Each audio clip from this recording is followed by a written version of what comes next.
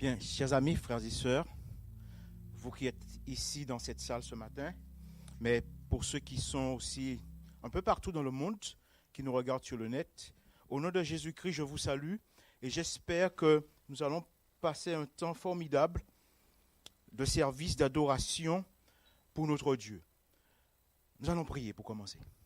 Éternel Dieu vivant, toi qui règnes au siècle des siècles, nous venons à ta présence ce matin et nous venons, Seigneur, pour pouvoir te présenter un service d'adoration. Puisses-tu l'agréer, mais bien plus encore, Père, puisses-tu venir toi-même nous enseigner ce matin et faire en sorte que nous puissions être vivifiés, fortifiés, consolidés dans la vérité, afin de pouvoir marcher non seulement avec toi, mais pour toi, au nom de Jésus. Amen. Ce matin, j'aimerais vous parler de la justification par la foi, si on peut lancer le PowerPoint. Justifié par la foi. Alors, quand on parle de la justification par la foi, on a du mal à faire le lien entre la justification par la foi et l'Apocalypse. D'accord ?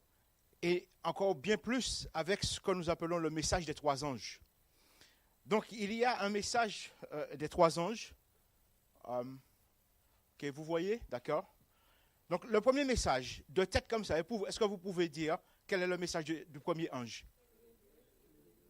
Ok. Le message du deuxième ange. Et le message du troisième ange? Voilà, vous l'avez en gras, c'est souligné. Voilà, vous ne pouvez pas le louper, n'est-ce pas? D'accord, bien. C'est un petit mémo qui nous permet de nous retrouver dans les différents messages. Vous savez, pour retenir tous les textes comme ça, c'est des fois, pour des petits cerveaux comme les nôtres, c'est un peu difficile. Mais comme cela, premier message, craignez Dieu de l'Igouard. Deuxième message, elle est tombée Babylone la grande. Troisième message, si quelqu'un adore la bête et son image, il recevra une marque sur son front et sur sa main. Enfin bref, message des trois anges. Quel est le lien entre le message du troisième ange et la justification par la foi?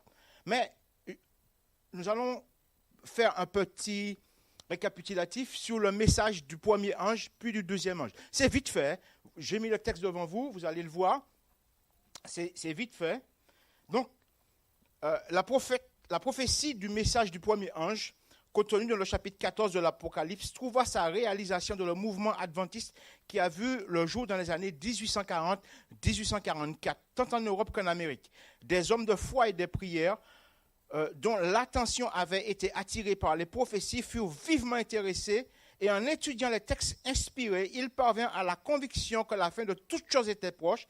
L'Esprit de Dieu les engagea ses serviteurs à en avertir les humains. C'est ainsi que partout se répandit le message de l'Évangile. Craignez Dieu et donnez-lui gloire, car l'heure de son jugement est venue. Ok, donc ce message, chers amis, ne l'oublions pas, est un message éternel. Et non seulement qu'il a été prêché de 1840 à 1844, c'est un message éternel, donc qui continue encore à être prêché. Ok, jusque-là, vous me suivez? Ça va? Ok, donc nous allons passer au message du deuxième ange. Alors, je vais vous dire, vous savez, c'est assez fastidieux, ce genre d'études, de prédication. Ça demande des fois une attention assez soutenue. On ne peut pas prêcher des choses des fois très simples tout le temps. Quelquefois, il faut entrer un peu en profondeur dans les détails. Et cela nous permet d'avoir une assise beaucoup plus solide afin de pouvoir non seulement résister aux tentations des derniers temps, mais également de rester dans la vérité, mes frères. Donc, nous allons passer au message du deuxième ange, vite fait. Donc, le message s'adresse au camp de l'agneau. Écoutez bien. Hein. Lorsque les églises méprisèrent l'appel de Dieu, en rejetant le message du retour du Christ, le Seigneur les... J'ai pas compris. Lorsque les églises méprisèrent l'appel de Dieu en rejetant le message du retour du Christ, le Seigneur les rejeta. Le premier ange est suivi d'un deuxième qui proclame « Elle est tombée, Babylone la grande ». Donc nous sommes au deuxième message. Ok, Apocalypse 14, verset 8. Donc, les adventistes interprétèrent ce message comme annonçant la chute morale de l'Église. Consécutive à leur rejet du premier message, le deuxième message, elle est tombée Babylone la Grande, fut proclamé à l'été 1844. Ça va jusque-là? Quels sont ceux qui ne suivent plus? Levez la main. Tu ne suis plus?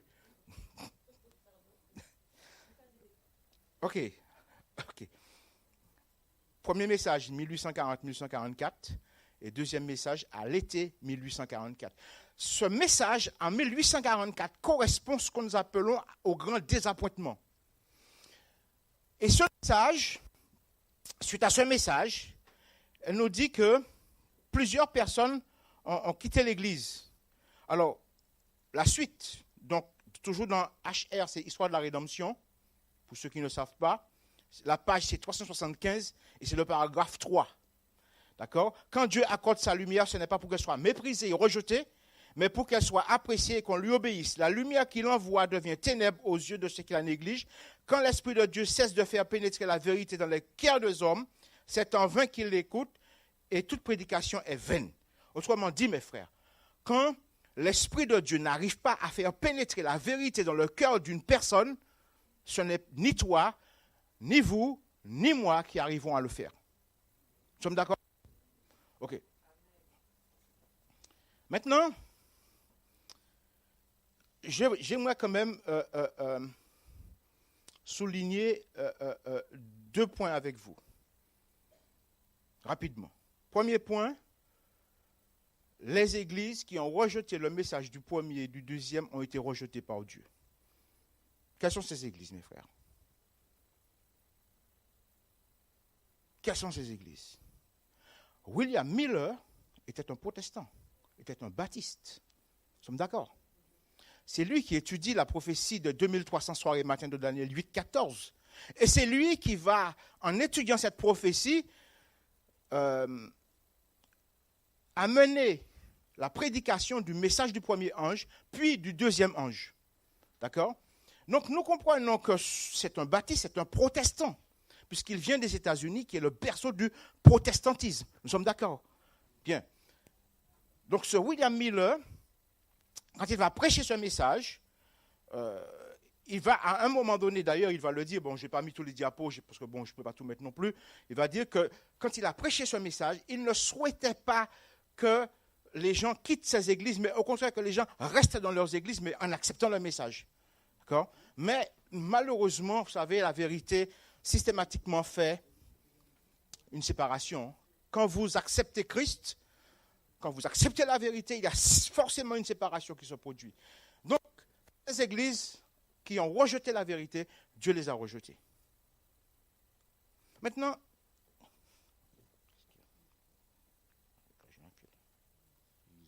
ça se voit? Écoutez, gloire soit rendue à Dieu que les sœurs prennent soin de leurs frères dans la foi. Donc, nous allons continuer. Donc,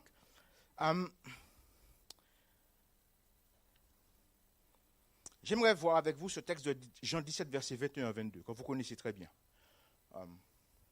OK. Vous savez, mes frères et sœurs, vous connaissez très bien ce texte. OK? Quels sont ceux qui ne l'ont jamais lu dans la Bible? Ce que je n'aime pas, et des fois je suis obligé de le dire, c'est cette espèce de raccourci. On prend ce texte et on fait une espèce de raccourci pour justifier que Jésus veut unir toute la chrétienté.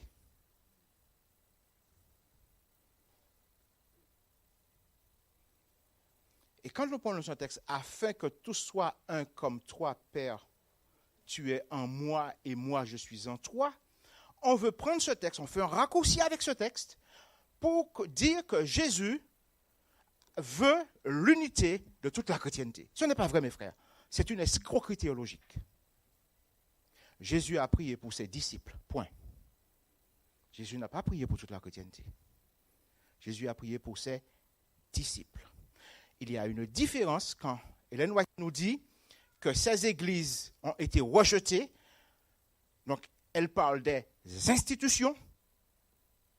Il y a une différence entre l'institution qui est la personne morale, et la personne physique. Nous sommes d'accord? Est-ce que vous voyez la nuance? Il y a une différence entre une institution qui est une personne morale et une différence avec une personne qui est une personne physique. Toi, moi, nous sommes ici des personnes physiques. Et puis il y a l'institution qui est une personne morale. Et ces églises qui sont des institutions qui ont été rejetées par Dieu. Pourquoi ces institutions ont été rejetées par Dieu? Parce que d'abord, elles ont rejeté la vérité, dans un premier temps. Et quand on rejette la vérité, on continue à véhiculer un message d'erreur et de mensonge. Et c'est dans ce sens-là que ces églises ont été rejetées. Cependant, les personnes physiques qui sont sincères dans ces églises, Dieu continue à les aimer. C'est ça la différence, mes frères. Et c'est cette espèce de raccourci qui est fait pour essayer de faire comprendre, parce que Jésus a prié pour ses disciples, alors Jésus a prié pour toutes les institutions. Les institutions, ce n'est pas vrai, mes frères. C'est un mensonge. Enfin, continuons, mes frères.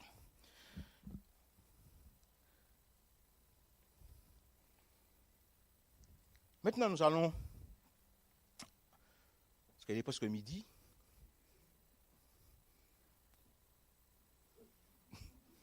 ça va?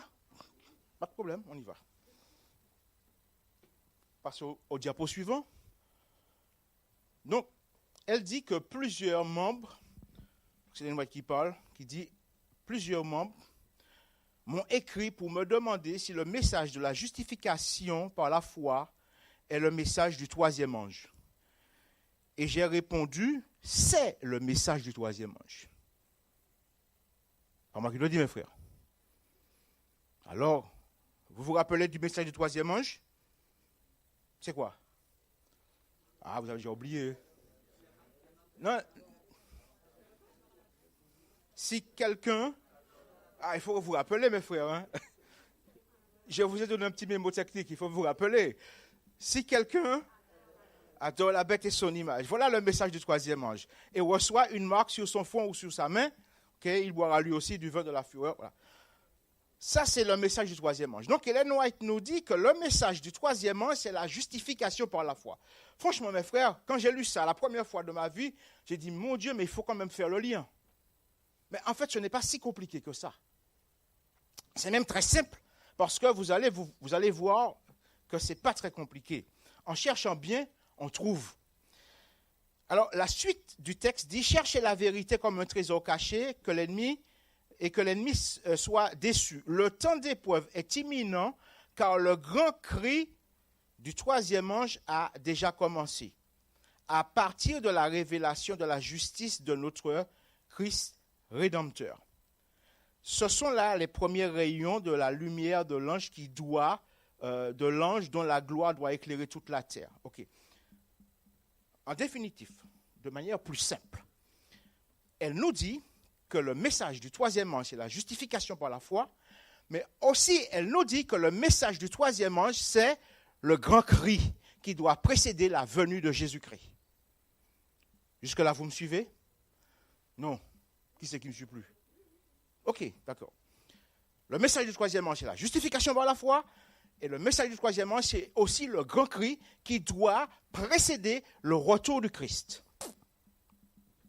Vous allez voir, il y a un événement qui s'est passé. Est-ce que vous savez qu'est-ce qui s'est passé à Minneapolis en 1888? Levez la main ceux qui savent. Une personne. Qu'est-ce qui s'est passé à Minneapolis en 1888? Vous savez pas? Ah, mais mes amis, vous n'êtes quand même pas des adventistes du 7e jour. Hein?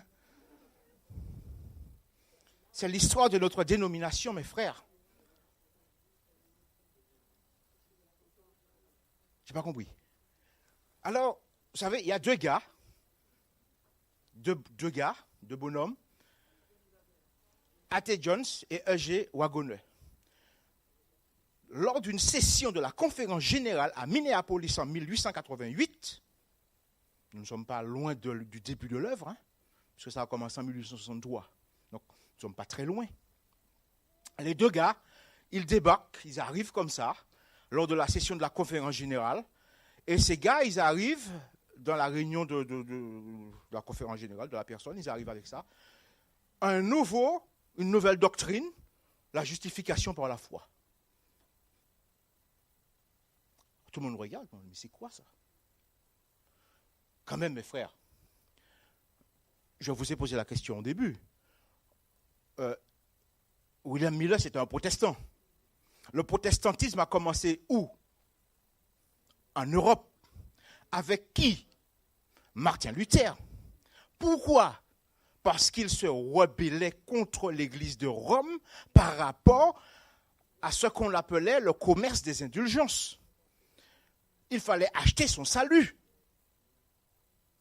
Donc, il a écrit les 95 thèses de la justification par la foi qu'il va poser sur les portes de l'église de Wittenberg en Allemagne en guise de protestation. Et c'est parce qu'il a protesté qu'on nous appelle les protestants. Et quand cet homme va faire cela, nous qui sommes issus du protestantisme, puisque nous venons du protestantisme, nous ne pouvons pas dire que nous ne connaissons pas la justification par la foi. Et quand ces deux gars sont arrivés à Minneapolis en 1888 avec cette doctrine de la justification par la foi, on leur a dit, mais nous ne connaissons pas ça. Et ce sont nos frères. Alors je vais vous montrer quelques textes, mes frères, d'Ellen White. Les textes que je vous montre, ce n'est pas dans le but de cracher sur l'Église. Je suis adventiste moi-même. Si je crache sur l'Église, je crache sur moi-même. Mais c'est pour que nous puissions comprendre l'importance du message. Ça, c'est très important.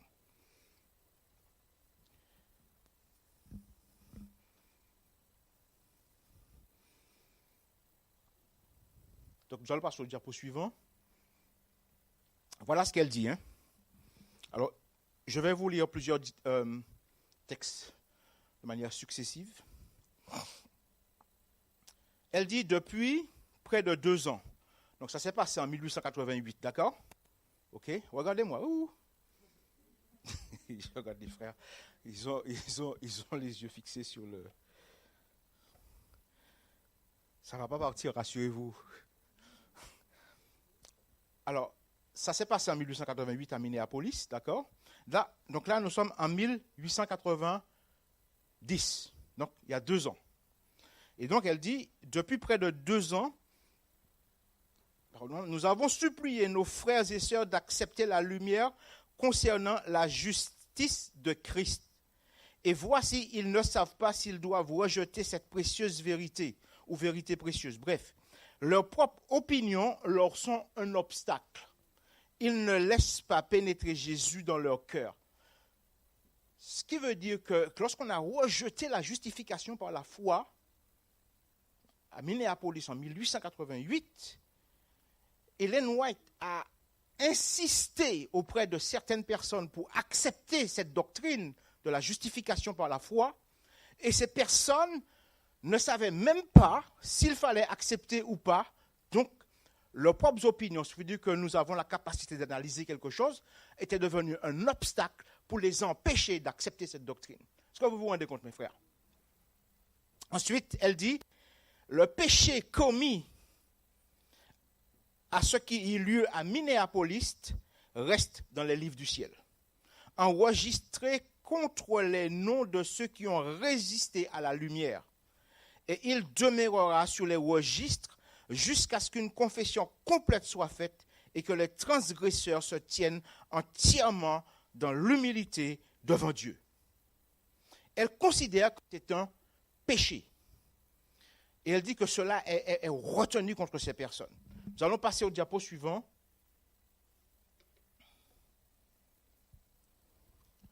Elle dit, pendant 40 ans, l'incrédulité, les murmures et les rébellions ont éloigné l'ancien Israël de la terre de Canaan. Les mêmes péchés ont retardé l'entrée de l'Israël moderne dans la Canaan céleste. Les promesses de Dieu n'ont failli en aucun des 2 cas. L'incrédulité, l'esprit du monde, le manque de consécration et les querelles au sein du peuple qui se réclame de Dieu nous ont retenus dans ce monde de tristesse et dans cette vallée de larmes. Et elle continue en disant, si l'Église de Dieu avait accompli le travail qui lui avait été assigné selon l'ordre de Dieu, le monde entier aurait déjà été averti et le Seigneur Jésus serait revenu sur notre terre avec puissance et une grande gloire.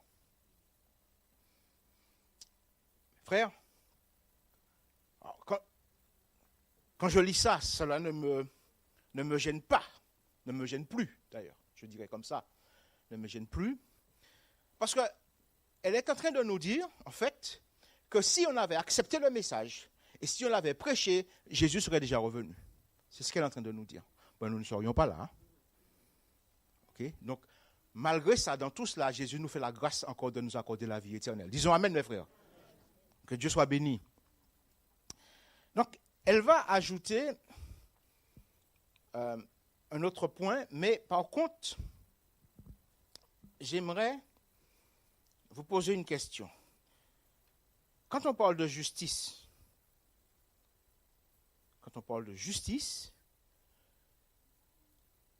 comment comprenez-vous justice? Comment comprenez-vous le mot justice, quand on parle de la justice du Christ? Comment comprenez-vous justice? Alors, je vais vous dire, il y a deux manières, enfin pas deux manières. La justice du Christ se décline en 2 points. Il y a ce qu'on appelle la justice imputée et la justice impartie. Okay. Maintenant, l'Apocalypse nous parle de quelle justice? Est-ce que c'est la justice imputée ou est-ce que c'est la justice impartie? Le message du 3e ange, est-ce que c'est la justice imputée ou est-ce que c'est la justice impartie? Alors, déjà, la justice impartie, elle nous fait une déclaration dans Événements des derniers jours, donc nous allons le mettre. La justice impartie, le message de la justice par le Christ, donc mot à mot, la justice de Christ, mais le contexte montre qu'il s'agit moins de la propre justice de Christ, donc ce que nous appelons la justice imputée, d'accord, qui confère aux croyants par la foi dans le salut qu'il offre à tous les hommes, et donc de la justice impartie qui nous vient de Christ, doit retentir d'une extrémité de la terre à l'autre pour préparer la voie du Seigneur. Elle est en train de nous dire, chers amis, chers frères et sœurs, que la justice impartie de Christ doit être prêchée et retentie sur toute la surface de la terre pour préparer la voie de Christ. C'est ce qu'elle est en train de nous dire. Donc, ce qu'on appelle la justice impartie. OK? Bien. Le dernier message de pardon qui sera donné au monde, c'est la révélation de son caractère d'amour. Okay? Les enfants de Dieu doivent manifester sa gloire par leur vie et leur caractère. Pas dans ce qu'ils ont cru et dans ce qu'ils ont dit qu'ils ont cru, mais par leur vie et leur caractère. Autrement dit, dans la réalité de ce qu'ils présentent au monde. Donc, ce que nous appelons la justice impartie. Mais nous allons revenir dessus je vais revenir dessus un peu plus loin parce que c'est quand même important. Jacques 2, verset 23. Je ne vous ai pas mis ce texte, hein, mais vous le connaissez très bien. Jacques 2, 23 dit, Abraham crut à Dieu et... Je n'ai rien compris. Je n'ai rien compris. J'ai entendu beaucoup de choses. Amen. Amen, ma soeur. Abraham crut à Dieu et cela lui fut imputé à justice. Abraham crut à Dieu et Abraham a été considéré comme un homme. Il a cru à Dieu et il a été considéré. Il n'était pas juste, hein, le gars. Mais il a été considéré comme un homme juste. C'est ce que nous appelons la justice imputée. D'accord? Maintenant, la justice impartie, nous allons prendre le diapo suivant. La justice impartie, voilà la définition qui me paraît la plus simple que j'ai trouvée. Le verbe impartir qui vient du latin impartir et du latin classique impertinere, on peut dire ça comme ça, qui signifie faire part, accorder quelque chose à quelqu'un, dans le sens de distribuer, de donner en partage, partager, répartir. La justice est impartie dans le sens qu'elle est accordée, donnée, partagée, distribuée à tous les individus qui l'acceptent par la foi et acceptent ainsi de le recevoir, de la recevoir, comme une source de salut, mais également, et c'est là que ça devient important, mais également comme une puissance qui transforme, comme une puissance transformatrice. Cette transformation s'appelle la sanctification sans laquelle personne ne verra le Seigneur. Dans Hébreux 12, 14. Dès lors, le Saint-Esprit veut nous convaincre que l'œuvre de rédemption que Dieu a commencée en nous, il l'achèvera sûrement car le nom de Jésus est synonyme de victoire et de salut. Frères et sœurs, la justice impartie, réveillez-vous pour ceux qui dorment, la justice impartie, c'est que Dieu nous transforme réellement. La justice imputée, Jésus nous accorde sa justice. Le vêtement de salut est posé sur nous. La justice impartie, l'Esprit de Dieu rentre en chacun de nous et nous transforme depuis notre ADN jusqu'à l'épiderme, on pourrait dire cela, pour faire en sorte que nous puissions réellement transformer à l'image de Christ. Et pas seulement une façade que nous sommes des enfants de Dieu alors qu'intérieurement nous ne le sommes pas du tout. La justice impartie, Dieu nous transforme réellement. Et c'est de cette justice que l'Apocalypse nous parle. Donc si nous faisons une récapitulation, on a commencé, on a dit qu'il y avait 3 messages, que le premier avait été prêché en 1840 à 1844, le deuxième a été prêché à l'été 1844, ok. Ensuite, nous avons vu que les frères faisaient un raccourci pour pouvoir, du moins avant que ces églises avaient été rejetées, les frères faisaient un raccourci pour pouvoir dire que Dieu voulait unir tout le monde dans les institutions, mais ce n'est pas le cas. Dieu veut garder une église, et nous allons voir pourquoi après que Dieu veut garder une église. Ensuite, nous avons vu que le message pouvait être prêché, aurait déjà dû être prêché depuis 1888, mais que malheureusement on l'a rejeté. Maintenant, nous voyons qu'il y a 2 justices, ou du moins la même, mais déclinée en 2 points, et nous comprenons que le message du 3e ange est le message de la justification par la foi, mais la justice impartie. Maintenant, nous allons afficher le PowerPoint. OK. Nous allons voir les contrefaçons de la justification par la foi. Alors, je vous ai mis quelques il y en a d'autres, hein, mais bon, j'ai mis ça seulement.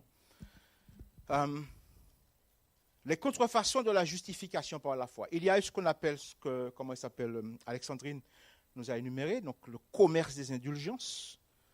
Et d'ailleurs, c'est ce qui avait valu que Martin Luther se soulève, se révolte contre cela. Donc, il fallait payer pour avoir le salut. Donc, en aucun cas, Dieu ne peut demander à quelqu'un de payer pour le salut, puisque le pauvre ne pourrait pas avoir le salut. L'esclave ne pourrait pas avoir le salut. Donc, on ne peut pas demander à quelqu'un de payer pour le salut. Donc, Martin Luther s'est révolté contre cela. Donc, on l'a, permettez-moi de le dire, mes frères, on l'a enlevé, si on peut dire, mais pas vraiment. Puisqu'après, on a mis la pénitence. Ben oui, parce que pour être pardonné, il faut. Ben oui. Mais ce n'est pas la vérité, mes frères. Si vous confessez vos péchés, il est fidèle et juste pour vous les pardonner, point. Ensuite, on a mis le chemin de croix. OK? Et après, on a mis le purgatoire. Alors franchement, si quelqu'un sait où ça se trouve, dites-moi. Personne ne sait où ça se trouve. Personne ne sait où ça se trouve, chers amis. Mais le pire dans l'histoire, c'est que quand vous mourrez, il faut payer pour sortir du purgatoire en faisant une messe. Il faut payer. Mais le monde doit savoir ça, mes frères. Le monde doit savoir que c'est une escroquerie. Personne ne doit payer pour avoir le salut. Le salut est gratuit en Jésus-Christ. Et si le salut est gratuit en Jésus-Christ, le salut est à la portée de tous les hommes, mes frères. Personne n'a besoin de payer quoi que ce soit. Donc, face à cette escroquerie, à ces contrefaçons, et d'ailleurs, ce ne sont pas les seules contrefaçons. Parce que des contrefaçons, il y en a énormément. Vous avez la contrefaçon là-bas.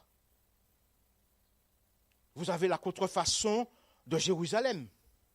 Vous avez la contrefaçon du mariage. Des contrefaçons, il y en a énormément. Et malheureusement, même dans les églises protestantes aujourd'hui, chers amis, ces églises que Ellen White nous dit que Dieu a rejetées. Parce qu'il n'y a pas que dans l'église protestante unie de France qu'on a validé le mariage homosexuel. Hein. Il y a d'autres églises dont le mariage homosexuel a été validé. Et où des pasteurs de ces églises marient des hommes, des femmes et des femmes.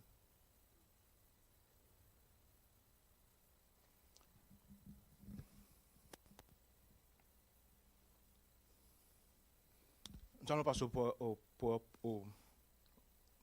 suivant. Apocalypse verset 14, 9, 10, 11, 12. Un troisième ange. Donc il s'agit toujours du message du troisième ange, suivi en disant d'une voix forte, si quelqu'un adore la bête et son image, il reçoit une marque. Donc j'ai mis une marque en rouge. OK. Sur son front. Il boira lui aussi du vin de la fureur de Dieu versé 100 000 anges dans la coupe de sa colère. Il sera tourmenté dans le feu et le soufre devant les saints anges et devant l'agneau. Et la fumée de leur tourment monte au siècle des siècles. Et ils n'ont de repos ni jour ni nuit.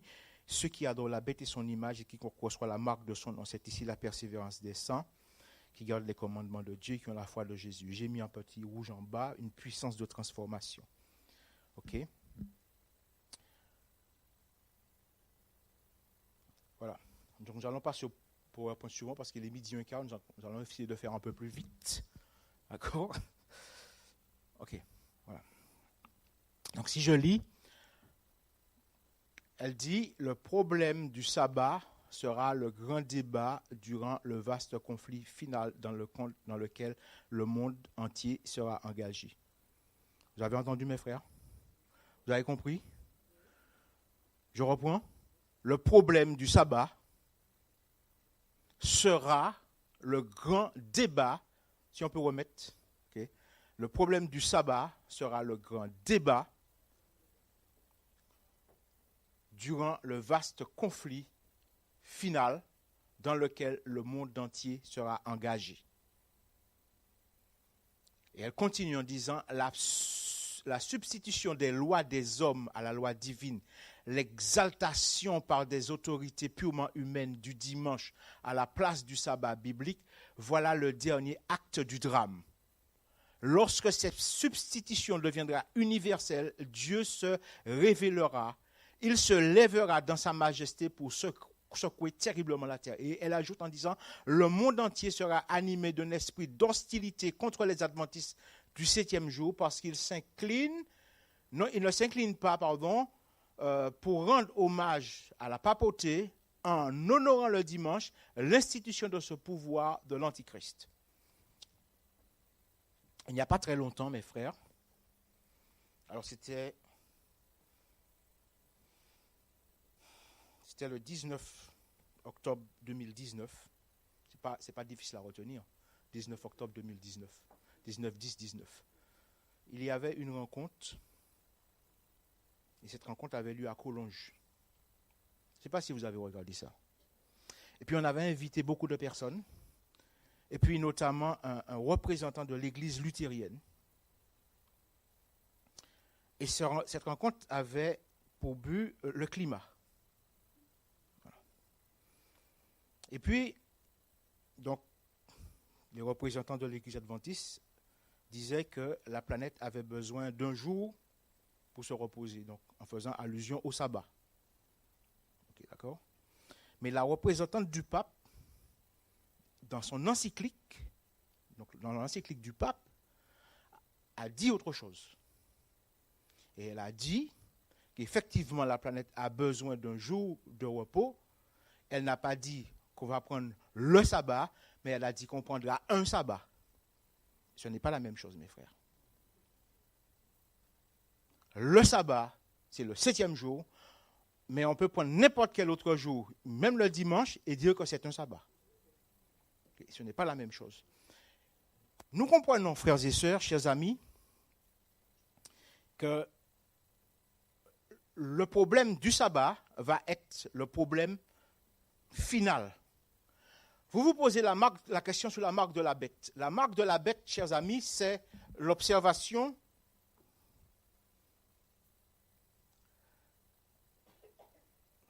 Alors, on va passer au dernier diapo. Hop. Ok, attendez. Ok, voilà. Okay. Apocalypse 14, verset 9, qu'il va recevoir la marque de la bête. Vous vous êtes souvent posé la question, la marque de la bête, c'est quoi? Et j'ai souvent entendu qu'on a posé la question, la marque de la bête, c'est quoi? La marque de la bête, c'est quoi? Ben voilà la marque de la bête. Vous savez, elle dit, la marque de la bête, c'est quand l'observation du dimanche sera imposée par la loi et que le monde possédera la lumière sur le vrai jour du repos. Je m'arrête là 5 minutes, 2 secondes. Elle dit que la marque de la bête, c'est l'observation du dimanche à la place du sabbat. Lorsque l'on va, lorsqu'on va faire un décret pour dire qu'on doit observer le dimanche. Et ça viendra d'une manière ou d'une autre, que ce soit pour la planète ou pour autre chose, mais cela viendra à un moment donné. Lorsqu'on va obliger les gens à observer le dimanche à la place du sabbat, ceux qui vont observer le dimanche à la place du sabbat recevront la marque de la bête. OK? Maintenant, pour que les gens puissent choisir, il faut que nous prêchions que le sabbat est le jour du repos, mes frères. Vous êtes d'accord avec moi? Pour que les gens puissent choisir en connaissance de cause, il faut que nous prêchions que c'est le sabbat qui est le jour du repos et non le dimanche. Sinon, si nous ne prêchons pas que c'est le sabbat, ils ne sauront jamais que c'est le sabbat. Et je continue la suite du texte en disant, alors je m'étais arrêté, quiconque transgressera le commandement de Dieu pour se conformer à un précepte qui n'émane pas d'une autorité plus haute que celle de Rome, honorera par la même la papauté. Je m'arrête 2 minutes encore pour vous dire que personne n'a autorité pour changer la loi de Dieu. Personne, mes frères. Et c'est pourquoi que le message de l'Apocalypse dit que si quelqu'un adore la bête et son image, cela veut dire que l'Église papale a décidé de s'arroger ou de confisquer ou de prendre les prérogatives de Dieu en changeant la loi de Dieu. Et celui qui accepte d'observer le dimanche, c'est une adoration à la papauté. Et c'est pourquoi que cette personne reçoit la marque de la bête. C'est pour cela, mes frères, que nous, adventistes du 7e jour, nous devrions non seulement recevoir la justification par la foi, mais nous devons laisser le Saint-Esprit travailler dans le cœur de chacun de nous pour que demain ou après-demain, nous puissions être suffisamment enracinés dans les promesses de Jésus-Christ, suffisamment forts, mes frères, pour que quand nous sommes devant ce genre de situation, à savoir faire un choix entre la vérité et l'erreur, nous puissions choisir la vérité. Et ce n'est que comme ça, mes frères, que non seulement la justice impartie fera son travail en nous, donc par la puissance du Saint-Esprit, donc que nous continuons à professer, à prêcher ce message, mais que nous arriverons à amener des personnes à comprendre quel est le vrai jour du repos et quel est le vrai message de Jésus-Christ. Je vais juste terminer parce que la suite, alors je me suis arrêté. Alors puisque les humains rejettent l'institution de Dieu, que Dieu a déclaré être le signe de son autorité, et au lieu de cela, il honore celui de Rome, que Rome a choisi, Attends, je vais grossir un petit peu parce que j'ai un peu de mal. Voilà. Comme emblème de sa suprématie, il donne du même coup leur adhésion au signe d'allégeance à Rome, la marque de la bête, mes frères. Vous avez compris? Il y en a qui dorment et qui sont fatigués. Il y en a qui sont vraiment fatigués. Ils ont travaillé hier soir. savez, mes frères,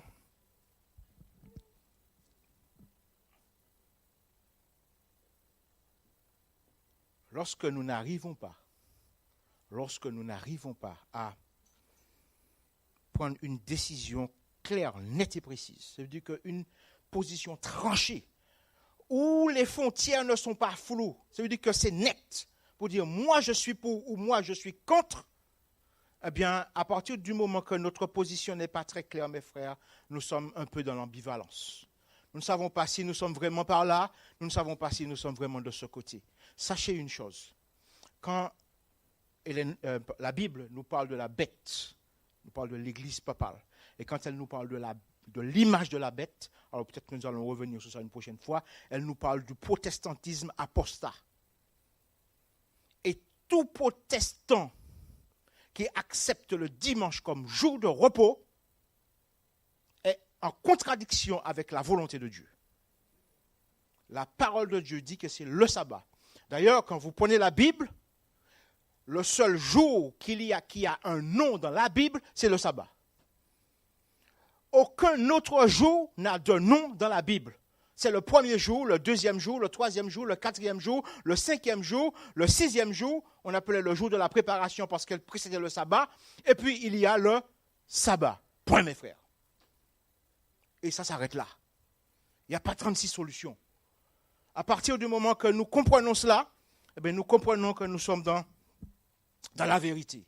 Soit nous sommes fiers de cette vérité, que nous marchons la tête haute et que nous la prêchons, ou soit que nous mettons la tête entre les jambes et que nous nous taisons. Mais plaise à Dieu, mes frères, que ce soit tôt ou que ce soit tard, il faut que ce message soit prêché. Que ce soit par nous ou que par un autre, il faut que le monde sache que c'est ainsi et c'est pas autrement. Mes frères et sœurs, le vœu de mon cœur pour vous et pour moi ce matin, ou du moins ce midi, c'est que nous puissions porter bien haut nos valeurs. Que nous ne puissions pas nous confondre dans la masse. Il y a une différence. Nous sommes les enfants de Dieu. Nous prêchons et nous portons les valeurs de Dieu. Des valeurs éternelles, mes frères, qui ne changent pas. Restons fidèles à Dieu et le Seigneur nous récompensera. Amen.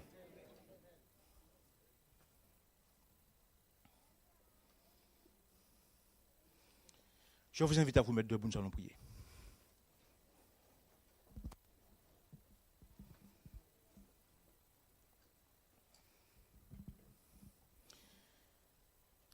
Seigneur Père éternel, nous te louons, nous te bénissons. Nous exaltons ton Saint-Nom.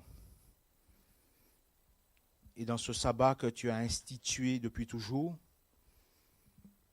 nous venons à tes pieds pour t'adorer. Parce que tu es notre Dieu. Nous sommes tes sujets, Père. Et en ce midi, alors que nous allons nous séparer, nous voulons rester dans cet esprit de sainteté. Nous voulons rester dans cet esprit d'adoration. Nous voulons rester dans cet esprit d'unité avec toi, Père, et avec Jésus-Christ, notre Sauveur. Et que le Saint-Esprit puisse se saisir de chacun de nous pour réellement nous transformer à l'image de notre bien-aimé Sauveur. Puisses-tu permettre, Père éternel, que chacun d'entre nous, nous puissions faire cette expérience formidable qui est celui de la justice impartie. Et que nous puissions nous mettre debout, peu importe l'endroit, peu importe le lieu, Père, que nous puissions nous mettre debout et dire fièrement, Jésus-Christ m'a sauvé. Éternel, notre Dieu, notre Père, lève-toi et disperse tes ennemis et que ton peuple, au nom de Jésus, soit sauvé. Nous t'avons prié en son nom. Amen.